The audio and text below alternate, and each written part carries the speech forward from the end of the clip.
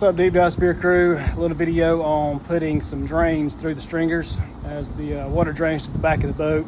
On the outside of the stringers, you got to have a way for it to pass through the stringers to get to the bilge. You just take a piece of Schedule 40 PVC, take a hole saw with your drill 2 holes, pop those in and thicken up some resin and put it in there. That's what it looks like.